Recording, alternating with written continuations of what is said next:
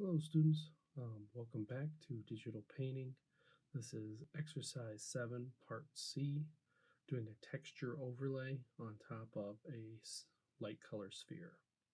So this is what our final image is going to look like. You can see the different layers layout out right there on the right side. This is where our final image is right now. So we've done A, B, and now C. So let's go ahead and get started. Start out by focusing on that shape. I'm going to add a new layer. And on that layer, I am going to insert a texture. So I have a photo of some peeling paint. It's kind of roughed and cracked.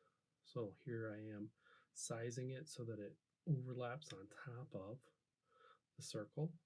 Then I'm going to clip that layer and I'm going to set it to overlay blend mode. So now I have those two. I'm going to turn the opacity down a bit, and we'll keep playing with this a little bit later. But what we want to do next is take the selection, and what we have here is I'm going to put it on warp. So you would do on Photoshop, you would hit Control T, or you go to Edit, Transform, and you use warp. And what I can do is start to grab those corners and bend them towards the edges of the circle. And what that gives us is something that maybe has a little bit more roundness. Instead of being a vertical horizontal texture, it starts to warp the curves of the overlay photo. So we have that. Now we're going to go ahead and paint some light and shadow on there. So I'm going to get the right brush. We're going to go to airbrush. I'm going to get a very big, soft, round brush. And we have this set on screen. So I'm putting on a light value here.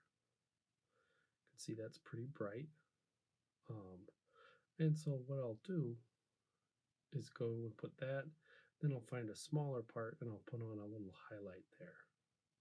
So that's that layer, and I'm going to take the opacity of that layer and I'm going to turn it down so it's not quite as strong.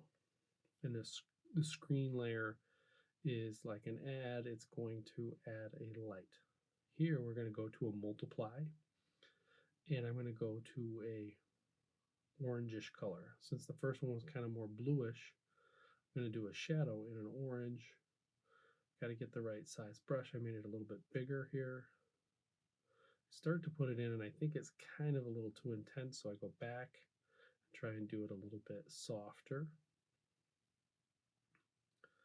I don't know if it's that much different than the first time, but it is a little bit. And once I've got that set up, I'm going to get a darker version of this and just kind of block in a little kind of more core shadow right there inside the shadow area. And again, we're going to take that and change the opacity, bring it down a little bit. And there we go. We've got our light and our shadow. So now we have to bring in our side light or our kick light. I'm going to use like an orangey yellow kind of color. And I'm going to try to usually put that somewhere along the edge so you can see it in the shadow. So we're kind of going to the bottom left corner, maybe more to the side left. Here we are, just kind of painting along the edge. I've got a big brush, and I'm just kind of, it's already clipped to the shape, so I can kind of go back and forth and paint that in. And we've got it. It's on the overlay or screen layer. I'm going to play around with different types. What does screen look like? What does lighten look like? What does it look like on normal? And I think I end up on screen, but I end up taking that opacity down even more. I'm going to stick the texture on the bottom of the stack. Let's go ahead and take a look at this one as well. See if the shadow is where we want it.